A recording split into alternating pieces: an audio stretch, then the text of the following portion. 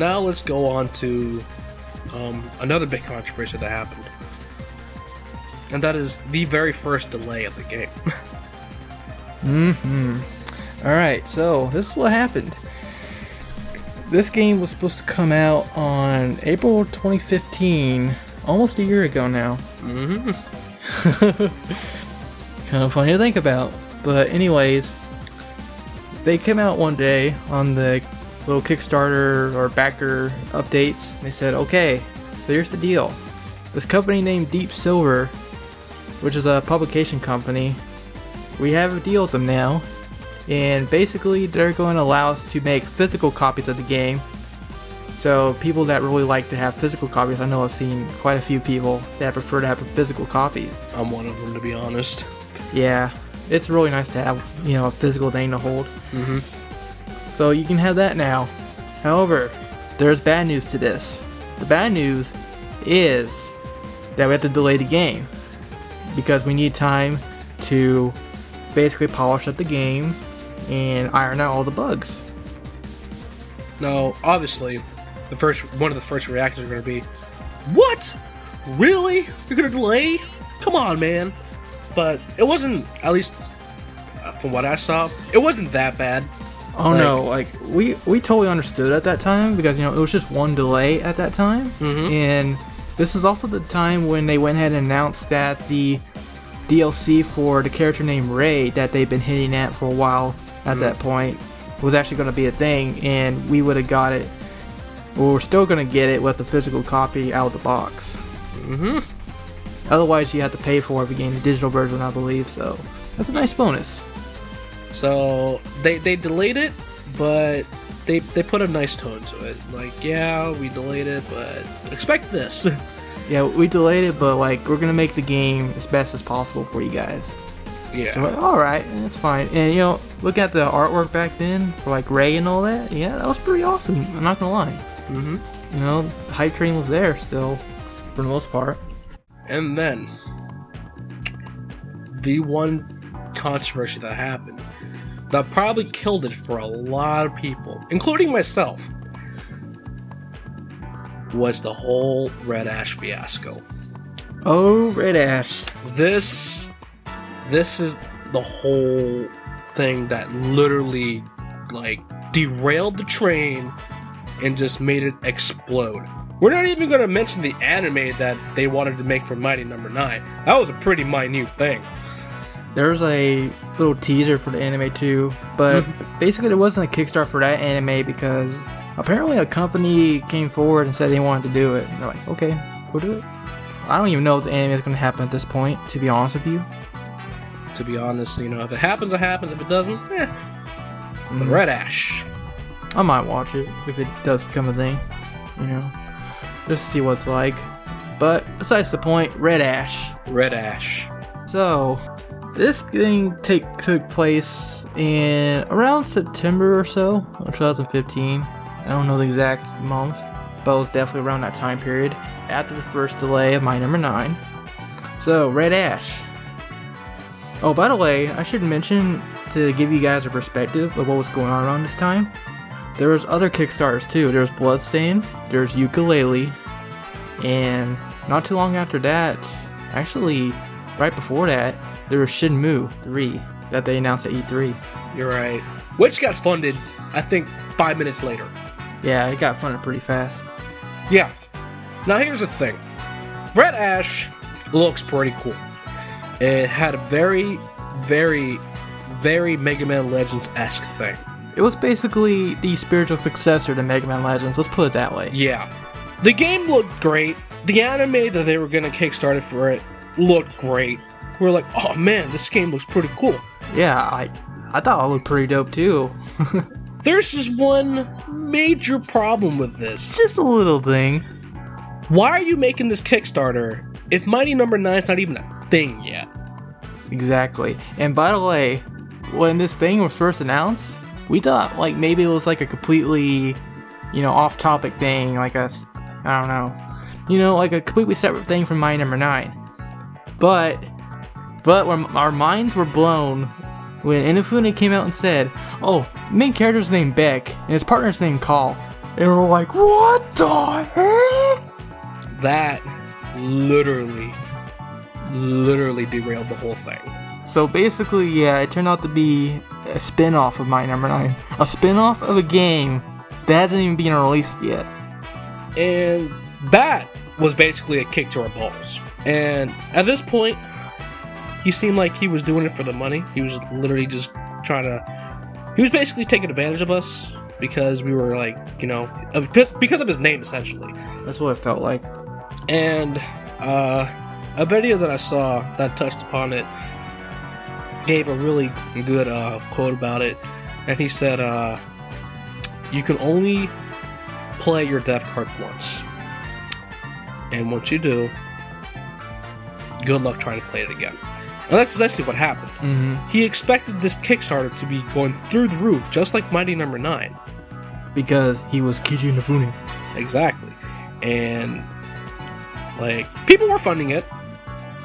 And I know the whole group for bringing back Legends 3, RIP, but they were really pulling for it too, because obviously they're Legends fans, it's Legends-esque, so let's throw our money towards it, maybe this will be our Legends 3 in a way, unfortunately. I don't want it to be that way, but, it doesn't look like Capcom's going to do anything at this point.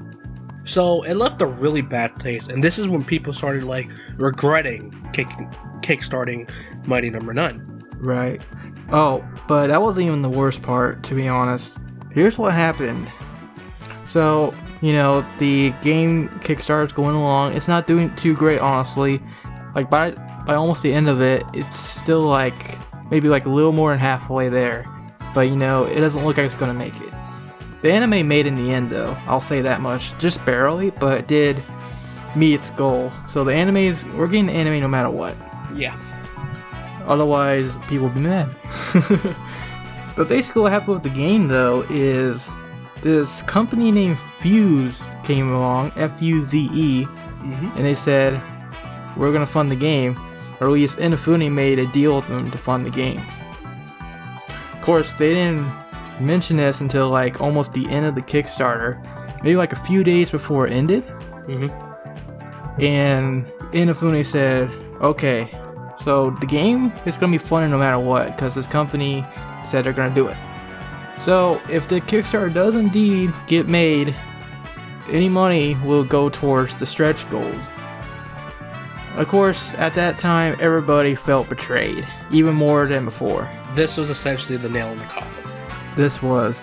So if you watch the Kickstarter at that time, you start seeing the totals going down, actually. Because what people are doing is they started canceling their pledges.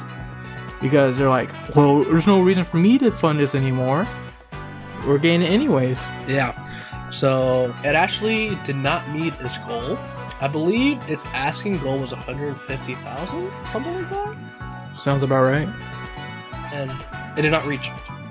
So, and the thing with Kickstarter is if the goal doesn't reach, you don't get that money. Yep. So the only funds that they got for it is Fuse, who was going to make the game, who's going to fund the game regardless. So, they didn't really lose too much. They just lost a ton of respect. Right. But here's something funny I also just remembered. This Kickstarter, it wasn't even for the actual game. It was for a prologue to the game. My mistake, by the way. It was 800,000, not 100. Yeah. So 100,000 less than Mighty Number 9. But like I said, I just remembered it was actually for a prologue chapter of the game. I don't think it was even for the whole thing. So that was also weird. It's what?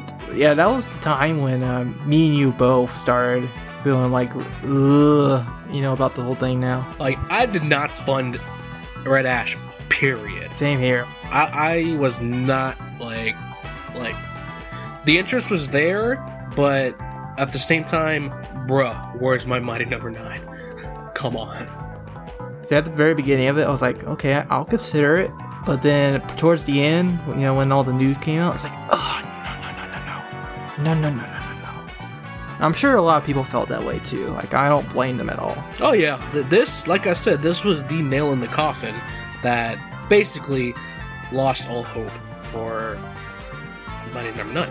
So at this point, well, I mean, I'll get to this later, but yeah, we didn't like...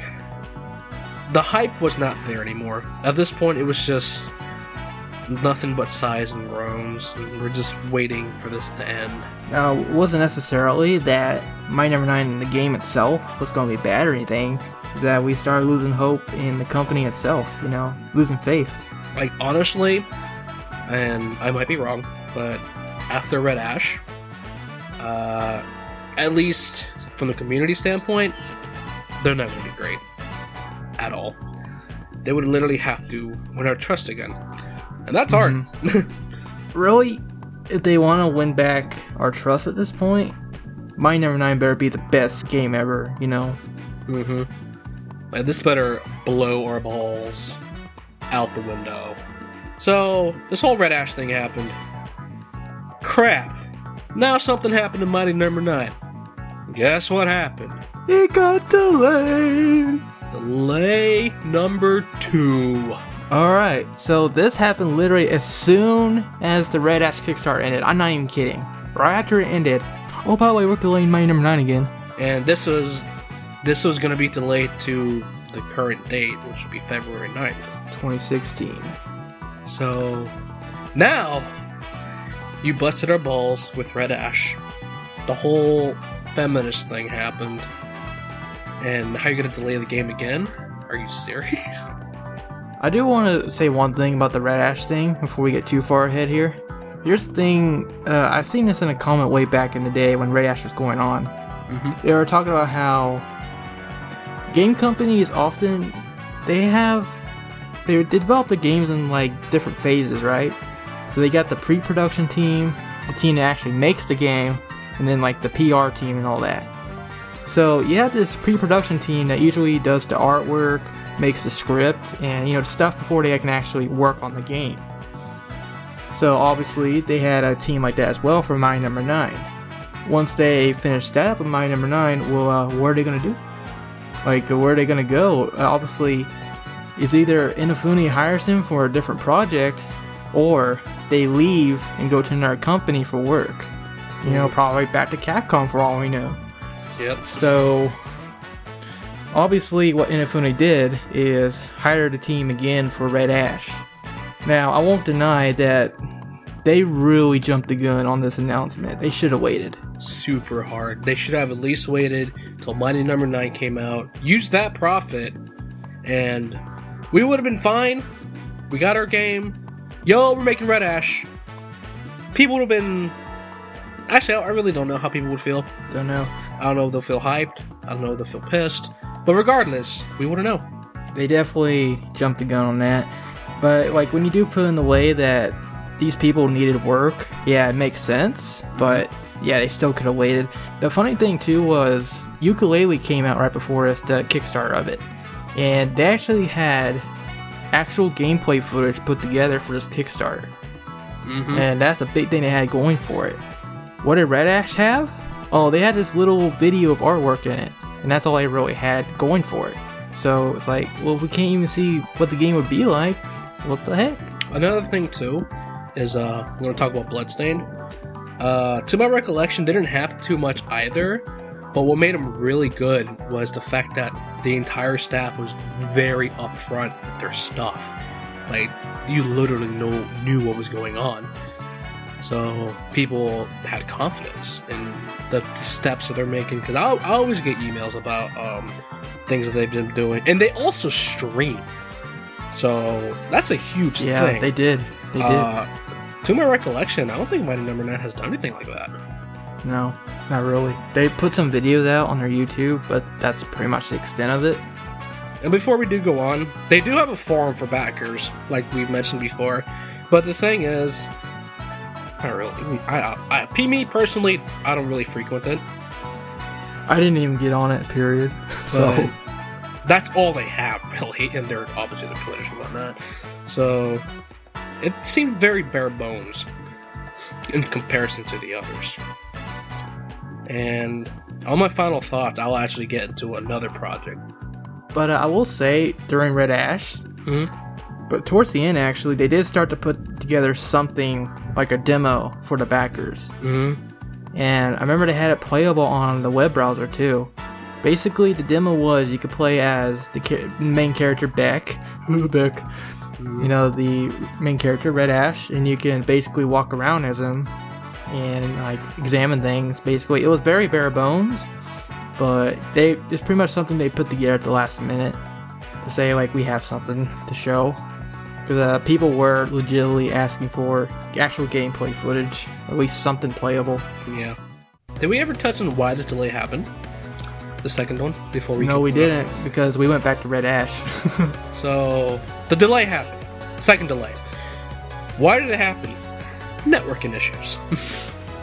So basically, this is the part where that 4 million goal we were talking about, the online race battle mode, starts coming into play here. This is where they shot themselves in the foot even more. Because of this race battle mode, there's online mode. Now keep in mind, most of these guys working on Mine Number 9, by the way, the developers Inti Creates, who have been known for the Mega Man Zero series, the Mega Man ZX series, and Mega Man 9 and 10. So basically, these guys, they're mainly ex-Mega Man developers, and if you keep in mind that the only Mega Man series that has actually had online capability is Mega Man Star Force, yeah. They basically have no experience working on online stuff. So obviously, by the time the September release date came around, they weren't ready, because they started having problems with the online part of the game. There were a lot of bugs, a lot of issues with it, and if I'm not mistaken, was the game like almost done at this point? So according to them, even back then, the single player mode of the game is 100% complete. The only thing holding it back at that point was the online mode. So again, we're all pissed. I personally wasn't pissed. I was like, whatever. I was disappointed for sure, but yeah, I was a disappointed dad. Very disappointed in you, son. That's how I felt. And well, it was even more disappointing because of what just happened right before Red Ash. It was weird, because here's a funny thing surrounding all that. There was a rumor that was going to get delayed before it even happened. Yeah, there was a rumor. There was a rumor, and this was happening during the Red Ash Kickstarter. And lo and behold, yeah, so like it was like GameStop and like Amazon, companies like that saying, well, the game's going to be delayed, guys. And we're like, no, or like some people are like, no way, or whatever. But basically what Concept did is they waited until right after the Red Ash Kickstarter ended to announce the delay. Yep. It just felt like they deliberately waited. At this point, they're dragging their faces through the mud. Yeah. So, because they knew if they announced it earlier, it would have doomed the Red Ash Kickstarter even more, even though it was already doomed. So, people are huffed and puffed, steamed, disappointed. So, they decided, you know what? We're sorry for this. And to show that we're sorry, we're going to issue a delay for backers only. The demo that I have it, he has it, we all have this demo. It's the special demo version. We had the intro stage, Mighty number 5, 3, and 2. And they're like complete stages, like complete with all the cutscenes, the voice acting, all that good stuff. But here's the funny thing. This demo was meant to be an apology for the delay. And what happened to it? That demo was delayed. Yeah. So, my friends, these people just pulled a delayception. Pretty hard. It came out nonetheless. And like, not that long after, like maybe like a week after, but that was pretty ironic. That was pretty oh my God, I'm not gonna lie, it was pretty funny in a horrible Yeah. way. But we got this demo. I remember all the news sites back then were making fun of it. They delayed the apology to the delay. Yep. So, one of the things about this demo was a lot of people's criticism on it was this game doesn't look that great. Right. like it didn't like the beta. Obviously, it's a beta, so it won't look that great. It's still in development. Pretty much, it was the same complaints as back when the beta was out, but they got 10 times worse. I think, like 10 times more critical. I'm not one to complain about graphics at all, but even I was like, man, this is all they've got. Something that people pointed out too about the graphics that I started noticing too is the explosion effects. They don't really look like explosions, really. It's like the game seemed very off. Like, the best way I can put it is this game seemed fine. It wasn't spectacular. It wasn't the worst thing, but it was fine. Oh yeah, we played worse games, folks, for sure. Now, this is where the budget comes in, and the time, and all these delays. You mean to tell me that this game's been delayed twice already, and with the budget that you guys have, and you guys hardly improved on it? Now, I'm not one to really complain like that, but even I can understand, yeah, they have a pretty good point. Like, at this point, we don't want a game that's fine.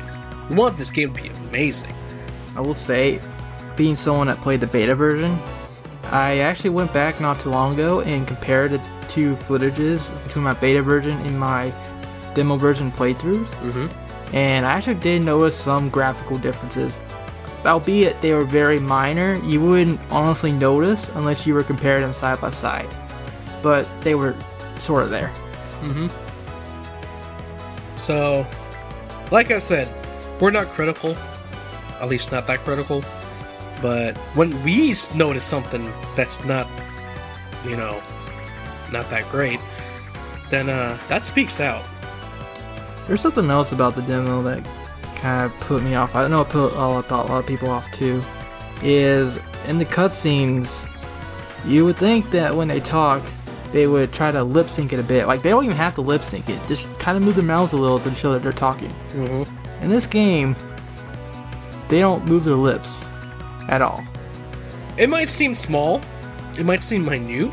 It is very small, but like, it's like one of those small details that separates a game from like a okay game from a great game, you know? And another thing too, and this is like one of the big things about this demo, it was data mined. What was the thing that they found in it?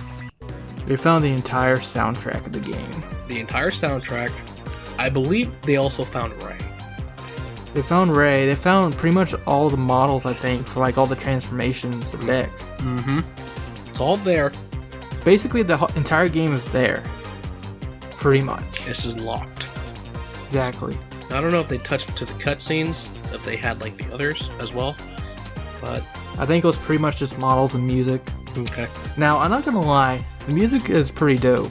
I like it. It's pretty catchy. But music is not gonna make a game great. I mean, unless your game's catered towards that, but it can only do so much for a platformer at least. And it's nuts. Like, we're not getting this amazing thing that you guys promised. We're just getting something mediocre. And like I said, at this point, I just honestly feel like, yo, just give me my game, and then I'll just like be done with it. And pretty much, that's how we feel right now, unfortunately. It'll be like something we just put in the back of our shelves and just let it dust. Obviously, I'm still gonna play it. Oh yeah, like, honestly, when this game comes out, people are gonna play it. The backers for sure who put 20 or more, they're going to play it because it's free, obviously. But I think after that, it's just gonna be forgotten. Well, obviously, I don't want to be too negative towards the game. I don't want to say like my final judgment or anything until I actually play the full game. Of course. But it is true that by now I've effectively played about like half the game's worth of content between all the stages we played in the demo and beta. So there's that. And it didn't leave like a huge impression on you. I think the game can be fun if you play by its rules. for sure. Of course, I think we should save most of this for like our final thoughts, because there's something else we need to touch on before we get there. Right. Yeah. So, we get this demo. Our emotions have been quelled a bit. February 9th. That is the day that we're going to get this game. Or we would have got this game. Amazon had pre-orders. GameStop had pre-orders. Like, pre-orders were set, stone, ready to go. Even Nintendo, who hasn't really talked about the game at that point, were talking about it. They had it on their front page of the eShop and everything. Like, they were hyping it up, at least to an extent. So, like, alright, I guess it's really coming then. But, here's the thing. This is about pretty much the very beginning of January. We started noticing some things, alright? The first thing is, ever since Christmas Day of 2015, Concept started getting really quiet. You didn't hear anything from them, not on their Twitter, not on their Facebook, and not on their Kickstarter update thing. Nothing. They haven't said anything at all. They were under the radar. Right. It was way too quiet. Right. And then the other thing that started putting up warning signs of this thing that was coming was both you and I actually pre-ordered it on Amazon, because Amazon recently came out with a 20% discount for pre-orders and all that. So that was pretty cool. Like, okay, I'll pre-order it on there. For Prime members, you should probably add it. Yeah, Prime members for sure. You're not going to get it if you don't have Prime. So, yeah, we did that. And then we noticed something, or at least I noticed it.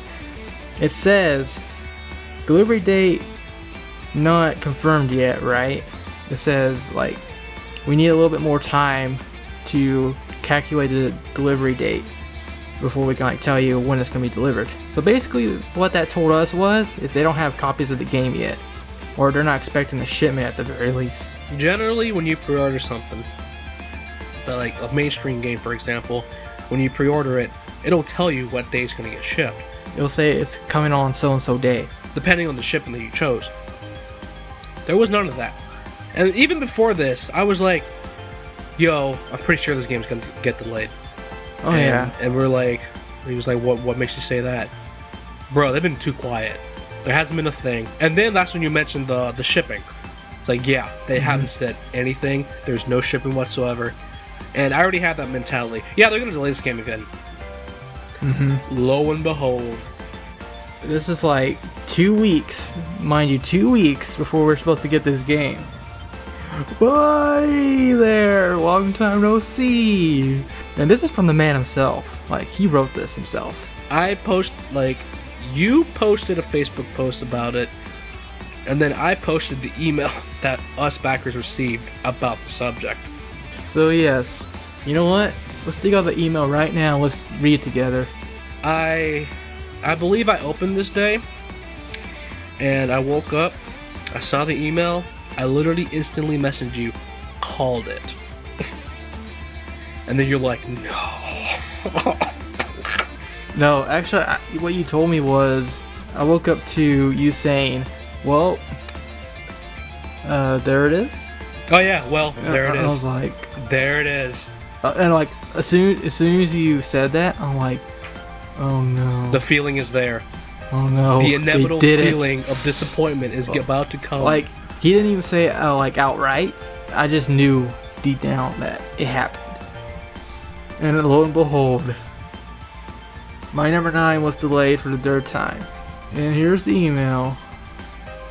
Alright, let's read this bad boy. To the fans eagerly awaiting the release of My Number 9. Unfortunately, we have an announcement that will be very disappointing to all of you. In preparation for the February release of My Number 9, we have been working hard with our partners to resolve any network issues and porting work necessary to publish My Number 9 on the various platforms. However, the issues relating to the network modes were more critical than expected, and it has become apparent that we'll need to delay the game from its February 9th release date. We have been working up until the very last moment to resolve these issues in order to make the February release, but it's become clear that we no longer have enough time to fix the issues and have everything prepared for release. The reasons for the delay is rooted in bugs inside the network modes, and specifically problems with matchmaking. There are two large reasons for this problem, one of them being the large number of platforms supported.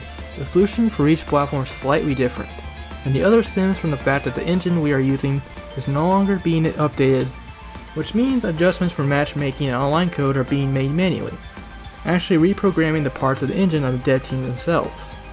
So that's a lot of work. Yeah, so all this time they've been using a outdated engine for some reason. So that's really kicking them in the butt right now. That also tells you how much experience they have with networking in general. But go on.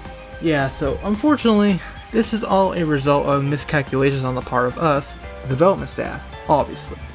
As a result, our fans, who have been looking forward to My Number 9, have been forced to wait for over half a year longer than expected. I think it's going to be over a year now. And for that, we are sincerely sorry. I want to take this chance to apologize personally and on the behalf of the development staff. Over the end of the year break and the beginning of 2016, the development staff has been working on these issues non-stop without break, and thanks to their hard work, the end is in sight. At least one would hope. We continue to make progress to resolve these last issues and have been holding up the release of the game on the different platforms. Because we are constantly working on it in cooperation with our partners, we want to wait and make sure that everything is confirmed to be ready before giving a new specific release date. But we expect it to be realistically in spring 2016. For this third delay of the game, we have no excuses for disappointing our fans and especially our backers once more.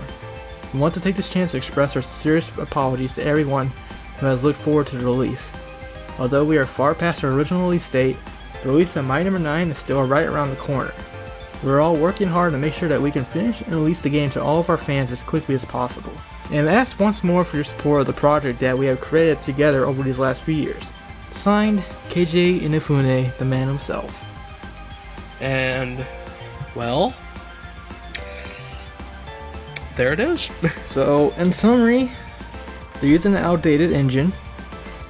They have little to no experience with networking, so they're having lots of problems with it right now, getting to work on all these consoles. And keep in mind, this game is coming out on pretty much everything that's current gen or next gen. Current gen. No, actually, previous gen and current gen. Yeah, however you want to put it. At the time when this game was announced, it was considered next gen. Yeah. Because, you know, it was still a new thing. Of course, here we are now. Yeah. So, I called it, he called it, and of course, people are pissed. The backers, rightfully so. You've kicked our balls 3 times. The first time we understood. The second time, at least you gave us something. The third time, oh dear. And you broke a promise. Say you weren't going to delay. Right, so we didn't mention this, but pretty much right after the second delay of the game, KJ Inafune said in an interview that My Number 9 would never, ever, ever be delayed again. Ever. And here we are. Yeah, it's a very unfortunate thing. I feel sort of sorry for the guy. I mean, this guy has shot himself so many times in the foot, it's not even funny. Like, this product seems so hopeful, and you know, and this is probably going to be heading to our final thoughts, and it's probably still going to be a great game, a good game at least.